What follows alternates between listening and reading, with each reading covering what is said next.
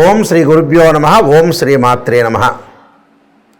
చాతుర్గ్రహ కూటమి మకర రాశిలో 4 గ్రహాల యొక్క సంచారం.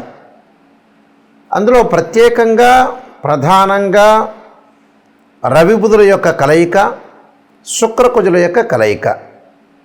అంటే 4 గ్రహాలు మకర రాశిలో జనవరి 18వ తారీఖు నుంచి ఫిబ్రవరి 3వ తారీఖు వరకు శనిక్షేత్రంలో 4 గ్రహాల యొక్క కలయిక ఏ విధంగా ఉండబోతుంది అంటే, ప్రధానంగా మకరం అనేది కుజుడికి ఉచ్చస్థానం, శుక్రకుజులు సములు, అలానే రవి బుధులు సములవుతారు. అంటే ఈ 4 గ్రహాలు కూడా శుక్రకుజులు ఎంతైతే సమత్వంలో ఉంటారో రవి బుధులు కూడా మిత్రులు అవుతారు. అలానే శనిక్షేత్రంలో ఉండటం అంటే కుజుడు ఉచ్చస్థానంలో ఉండి శనిక్షేత్రంలో ఉండటము, అలానే శుక్రుడు కుజుడు బుధుడికి శనిక్షేత్రంలో ఉండటం వల్ల శని కూడా సమత్వంగా ఉంటుంది. అంటే శనికి ఈ 3 గ్రహాలు శుక్రుడు కుజుడు బుధుడు సమత్వంగా ఉంటుంది. అలానే రవి వచ్చేటప్పటికల్లా శత్రువు అవుతాడు. చాతుర్గ్రహ కూటమి 4 గ్రహాలు మకర రాశిలో సంచారం చేయటం వల్ల 12 రాశుల వాళ్ళకి ఎలాంటి ఫలితాలు జరగబోతున్నాయి, మరి ఎలాంటి ఫలితాలు మరి జరగబోతున్నాయి, మనకి ఎంత మంచి ఫలితాలు వస్తున్నాయా, చెడ్డ ఫలితాలు వస్తున్నాయా, కొంతమందికి మిశ్రమైన ఫలితాలు వస్తారు. ఇవన్నీ కూడా గోచారరీత్యా చెప్పబడే ఫలితాలు అంటారు. ఇవి బర్త్ చార్ట్ జన్మజాతకాన్ని అనుసరించే ఫలితాలు కావు. మరి నాయకంటి గారు ఎందుకు చెబుతున్నారంటే, గోచారం కూడా వితిన్ సెకండ్లో మనం అదృష్టాన్ని కలిసి వచ్చే అవకాశాలు ఎక్కువగా ఉంటాయి.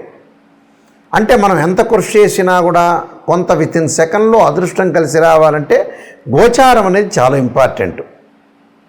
ఈ గోచారంలో సహజంగా చాలామంది కూడా చూసుకునేటప్పుడు ఏంటంటే, ఏ రాశి నుంచి ఏ రాశుల్లో ఏ స్థానాల్లో గ్రహాలు అనుకూలంగా ఉంటాయనేది కూడా చూసుకుంటారు. అలా చూసుకుంటేనే మనకు జాతకపరంగా తెలుస్తూ ఉంటుంది. ఎందుకనంటే సహజంగా 2, 4, 6, 11 స్థానాల్లో ఉంటే బుధుడు మంచివాడని వాళ్ళ జన్మరాశి నుంచి, శుక్రుడు 1, 2, 4, 5, 8, 9, 11 స్థానాల్లో ఉంటే శుక్రుడు మంచివారని, అలానే రవి 3, 6, 10, 11 స్థానాల్లో ఉంటే రవి మంచివాడని, అలానే బుధుడు 2, 4, 6, 11 స్థానాల్లో ఉంటే బుధుడు మంచి ఫలితాన్ని ఇస్తాడు. మిగతావన్నీ కూడా మిశ్రమైన ఫలితాలు ఉండటం, చెడు ఫలితాలు జరిగే అవకాశాలు ఎక్కువగా ఉంటాయి. అయితే 12 రాశుల వాళ్ళకి చాతుర్గ్రహ కూటమి శుక్రుడు కళత్రకారకుడు, సుఖాన్ని భోగాన్ని సౌఖ్యాన్ని ఇచ్చేవాడు. కుజుడు వచ్చేటప్పటికి రియల్ ఎస్టేటు, కన్స్ట్రక్షను, ప్రమాదాలు, ఆస్తులు పాస్తులు, కోర్టులు, సమస్యలు, వివాదాలు, అన్నదమ్ముల మధ్య వివాదాలు, శత్రువులు బాగా పెరిగే అవకాశాలు ఉండటం. అంటే ఎలాంటి మేలు చేస్తాడు కుజుడు? రవి ఉద్యోగము, ఇన్సూరెన్సు, మెడికల్ సంబంధించిన విషయాలన్నీ కూడా రవి. బుధుడు వ్యాపారము, వృత్తి ఉద్యోగ వ్యాపార రంగాలు, అలానే బుద్ధి వికాసించడం, అలానే డెవలప్మెంట్ కావటం, వాణిజ్య శాస్త్రము, గణిత శాస్త్రానికి సంబంధించిన గ్రహం ఏంటంటే బుధుడు.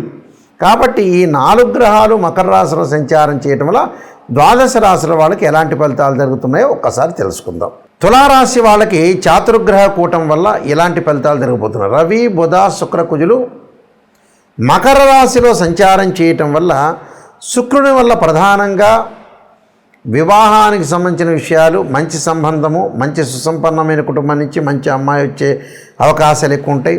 అందరి వల్ల ఆనందం కలగటము, గతంలో ఎవరైతే మొండి బాకీలు ఉన్నారో వాడు డబ్బులు తీసుకొచ్చి ఇవ్వటము, నూతన వ్యాపారాలు, నూతన ఉద్యోగాల్లో ముందుకు వెళ్ళాల్సిన అవకాశం అనేది కలుగుతుంది. వెళ్ళండి, నూతన వ్యాపారం పెట్టండి. పూజా స్టోర్స్ వాళ్ళకి కానీ, కాస్మెటిక్ వాళ్ళకి కానీ, క్లాత్ షోరూమ్ వాళ్ళకి కానీ, బంగారు అంటే గోల్డ్ షాప్ వాళ్ళకి కానీ అధిక లాభాలు కలిగే అవకాశాలు ఉంటాయి. ప్రేమ వివాహాలు ఫలించడం, నూతన వస్తువులు కొనటం, సరైన నిర్ణయాన్ని సరైన సమయంలో తీసుకోవటం వల్ల కూడా చాలా బాగుంటుంది. అలానే బుధుడి యొక్క ప్రభావం వల్ల కూడా సర్వకార్య సిద్ధి, అంటే మనం ఏదైతే అనుకుంటామో దానిలో ముందుకు వెళ్ళే అవకాశాలు ఎక్కువ ఉంటాయి. శుభకార్యక్రమాల నిర్వహణ, అలానే తల్లి యొక్క సుఖము, అంటే తల్లితో ఆనందంగా షేర్గా పంచుకునే అవకాశాలు. ఎందుకంటే ఆచార్య దేవో భవ అన్నారు, అంటే మాతృదేవో భవ, పితృదేవో భవ, ఆచార్య దేవో భవ అన్నారు. అంటే తల్లి అనేది ప్రథమ స్థానం ఇచ్చారు మనకి వేదాల్లో కానీ శాస్త్రంలో కానీ. తల్లితో ఆనందంగా ఉండటం, ఆమెకి ఖర్చు పెట్టే అవకాశాలు ఉండటం, ఆమెను మంచి చూసుకోవటం వల్ల కూడా మీకు పుణ్యం కలిగే అవకాశాలు ఎక్కువ ఉంటాయి. కుటుంబంలో సౌఖ్యం అంటే భార్యాభర్తల మధ్యలో కానీ, పిల్లల మధ్యలో కానీ, తల్లి మధ్యలో కానీ, తండ్రుల మధ్యలో కానీ, తండ్రి మధ్యలో కానీ ఆనందం కలిగే అవకాశాలు ఎక్కువ ఉంటాయి. పెదనాన్న, చిన్న బాబాయిలు వీళ్ళ మధ్యలో కూడా ఉండే అవకాశాలు ఎక్కువ ఉంటాయి. రవి వల్ల ఏంటంటే ఏదో రకంగా మానసికంగా ఆందోళన కలుగుతుంది. ఇంకా ఏదో నేను చేయలేకపోతున్నాను, ఏదో చేస్తే బాగుండని ఆలోచన కలుగుతుంది. అయితే కుజుని వల్ల శారీరక శ్రమ పట్టడం ఒకటి, అలానే ఆస్తుల గురించి కొంత వివాదాలు రాకుండా చూసుకోండి. ప్రేమ వివాహాలు ఫలించే అవకాశాలు ఉంటాయి. నూతన వస్తువులు కొనుగోలు చేయటం, శారీరక శ్రమ, ధనలాభం కలిగే అవకాశాలు ఉంటాయి. నేను కొన్ని పరిహారాలు చెప్పబోతున్నా, ఆ పరిహారాలు పాటించడం మీకు మంచి జరిగే అవకాశాలు ఖచ్చితంగా ఉంటాయి. శుక్రుడు సుఖానికి, భోగానికి, సౌఖ్యానికి, వివాహానికి కడత్రకారకుడు. సప్తమ భావకారకుడు ఎవరు అంటే శుక్రుడే. శుక్రగ్రహం ఏ విధంగా ఉండబోతుంది, శుక్రుడు వల్ల మంచి జరుగుతుందా చెడు జరుగుతుందా అనేది శుక్రుడు కళత్రం అంటే వివాహాన్ని ఇచ్చేవాడు శుక్రుడు కాబట్టి ఎవరికైనా సరే శుక్రదోషం అనేది ఉండకూడదు. అది బర్త్ చార్ట్ను జన్మ లగ్నాన్ని అనుసరించి శుక్రదోషం ఉండకూడదు. సహజంగా వివాహం కావట్లేదు, వివాహం దగ్గరికి వచ్చినట్టు వచ్చి వెనక్కి వెళ్ళిపోతుంది, వివాహం తర్వాత డివోర్స్ జరుగుతుంది, మన జాతకాలు కరెక్ట్గా చూసుకోలేకపోవటం, ఏదో అరకొరకు నాలెడ్జ్ ఉన్న వ్యక్తులతోటి కలిసి జ్యోతిష్యుల దగ్గర చూపించుకోవటం వల్ల కూడా వివాహం పరంగా అయ్యో నేను అందరికీ చూపించానంటే చాలామందికి చూపించాను, మా అబ్బాయి వివాహం ఇలా అయింది, మా అమ్మాయి వివాహం అయింది, వివాహం అయిపోయి విడాకులైనవి, అసలు సంబంధాలే కుదరట్లేదని చెప్పేవాళ్ళు చాలామంది ఉన్నారు. ఎందుకంటే జ్యోతిష్యులది కాదు, మీరు సరైన జ్యోతిష్యుని ఎంచుకోవాలి. శుక్రుడు ఏంటంటే వివాహకారకుడు. ఎప్పుడూ కూడా శుక్రుడు 6, 8, 12 స్థానాల్లో ఉండకూడదు.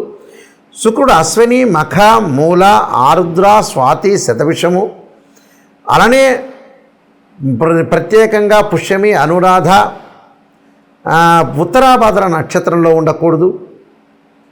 మృగశిర, చిత్త, ధనిష్ట నక్షత్రంలో ఉండకూడదు.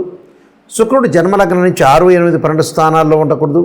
శుక్రుడు శనితో కానీ, కుజుడితో కానీ, రాహుతో కానీ, కేతువుతో కానీ కంజంక్షన్ కాకూడదు. ఇలాంటివన్నీ కూడా శుక్రుడు ఏ స్థానంలో ఉన్నాయి, ఏ స్థానంలో ఉన్నాడు జన్మలగ్నం నుంచి బర్త్ చార్ట్ను అనుసరించి మనం చెప్పాలి. అప్పుడు శుక్రుడు ఏ స్థానంలో ఉంటే మనకు మంచి చేస్తాడో తెలుసుకుంటాం మనం. శుక్రుడు ఒకవేళ దోషం ఉందనుకోండి, దాని పరిహారాలు ఉంటాయి. భృగుపాస్పదాస రుద్రాభిషేకం అని, శుక్ర జపమని, ఆయా జాతకాల బట్టి 10 శివలింగాలకు అభిషేకం చేయటం, అలానే శుక్ర హోమం చేయటం, వివాహం కానీ అబ్బాయి కన్యాపాస్పదాస రుద్రాభిషేకం, అమ్మాయికి వచ్చేటప్పటికల్లా వరపాస్పదాస రుద్రాభిషేకం, అఘోర గౌరీ పాస్పదాస రుద్రాభిషేకాలు, ఫైనాన్షియల్ పరంగా ఇబ్బంది ఉంటే కుబేర పాస్పదాస రుద్రాభిషేకం, ఇలాంటి శుక్రుడి యొక్క దోషాలు పోగొట్టుకోవచ్చు. అలానే శుక్రుడు తదనంతరం కుజుడు బాగలేదనుకోండి, మన జన్మజాతకంలో కానీ గోచారీత్యా కానీ ముఖ్యంగా కుజుడు మంచి స్థానంలో లేకపోతే, సహజంగా జన్మలగ్నం నుంచి 2, 4, 7, 8, 12 స్థానాల్లో కుజుడు ఉంటే మంచివాడు కాదు. కొన్ని రాసులకు ఎగ్జామ్షన్ ఉంటుంది, కొన్ని నక్షత్రాలకు ఎగ్జామ్షన్ ఉంటుంది. 13 నక్షత్రాలకు కుజ దోషం వర్తించదు.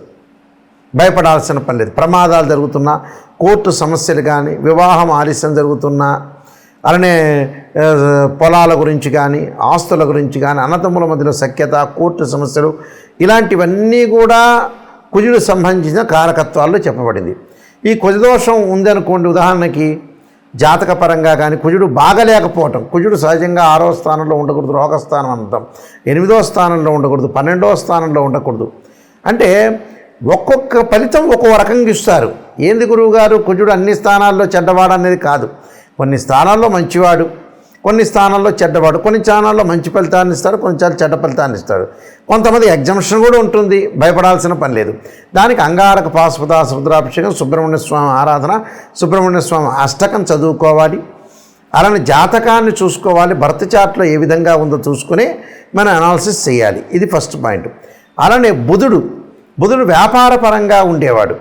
వ్యాపారము, వృత్తి, ఉద్యోగ, వ్యాపార రంగాల్లో బుద్ధి వికసించడము, సరైన సమయంలో సరైన నిర్ణయం తీసుకోవడం, బుధుడి యొక్క దోషం ఉంటే కూడా అలానే బుధుడి యొక్క సంబంధించిన జపం కానీ, అలానే బుధుడికి సంబంధించిన హోమం కానీ, అలానే పాశుపతాస రుద్రాభిషేకం చేసుకోవడం చాలా మంచిది. రవి వల్ల ఏం జరగబోతుంది? రవి వల్ల ఉద్యోగంలో మార్పులు, ఆరోగ్యపరంగా ఇబ్బందులు, ఆరోగ్యం మహాభాగ్యం అంటారు. ఏ జాతకంలో అయినా సరే రవి యొక్క దోషం, జన్మలగ్నం నుంచి రవి యొక్క దోషం ఉంది అని అంటే రవిని ఆరాధన చేయాలి. ఎలాగా? సూర్యపాశుపతాస రుద్రాభిషేకం అంటారు, సౌరపాశుపతాస రుద్రాభిషేకం అంటారు. అలానే ఆరోగ్యం బాగలేదంటే ఆరోగ్యము త్రయంబక పాశుపతాస రుద్రాభిషేకాలు, శిరోకంఠ పాశుపతాస రుద్రాభిషేకాలు ఇవి చేసుకోవాలి. రవి జపము, రవి హోమము అంటే రవి వల్ల ప్రయోజనం కలుగుతుందని అర్థం. కాబట్టి ఇవన్నీ కూడా జీవితంలో గోచారీత్యా నిజాన్ని తెలుసుకోండి, అబద్ధపు ముసుగులో ఉండొద్దండి. ఎవరైనా నాకు కాల్ చేసేవాళ్ళు జాతకానికి నిజం తెలుసుకోవాలి, నెగిటివ్ అయినా పాజిటివ్ అయినా తెలుసుకునే వాళ్ళు మాత్రమే నాకు ఫోన్ చేయండి. అంటే అబద్ధపు ముసుగులో జాతకాన్ని చెప్పలేరు, నేను చెప్పను కూడా.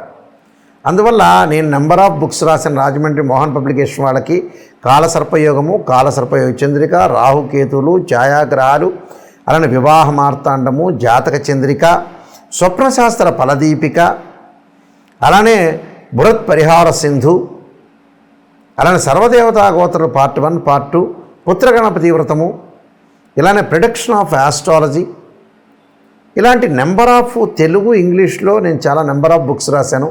మాది వెబ్సైట్ ఉంటుంది www.nayakanti.com అని, nayakanti.in మీరు చూడొచ్చు.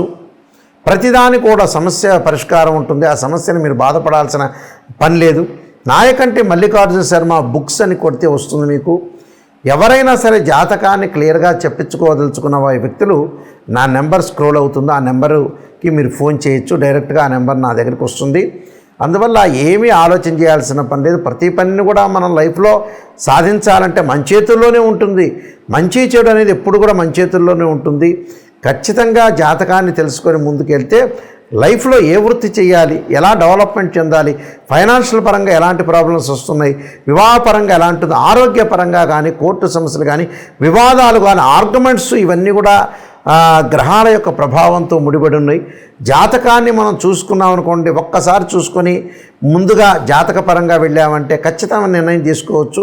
అయితే నా దగ్గరికి జాతకానికి ఫోన్ చేసే వాళ్ళు ఎవరైనా సరే వాయిస్ రికార్డింగ్ పెట్టుకోండి. నేను జాతకాన్ని చెబుతాను. వాట్సాప్లో మీరు ఏదైతే ఉంటుందో ఒక 4 పేజీలు పంపిస్తాను. అలానే వాయిస్ రికార్డింగ్ చేసుకోండి. జాతకంలో వాయిస్ రికార్డ్ ఎందుకంటే మళ్ళీ రిపీట్గా మీరు వినే అవకాశం ఉంటుంది. సత్యాన్ని తెలుసుకోండి, నిజాన్ని తెలుసుకోండి. నిజాన్ని తెలుసుకునే ఎవరైతే ఉంటారో వాళ్ళు నాకు కాంటాక్ట్ చేయండి. నేను అన్నీ క్లియర్గా ఓపెన్గా చెబుతాను. దానికి పరిహారాలు, రెమెడీస్ కూడా శాస్త్రీయమైన పరిహారాలు చెప్పడానికి ఖచ్చితమైన అవకాశం అనేది ఉంటుంది. మీరు మీ అందరికి కూడా మంచి జరగాలని ఆశిస్తూ సర్వే జనా సుఖినో భవంతు.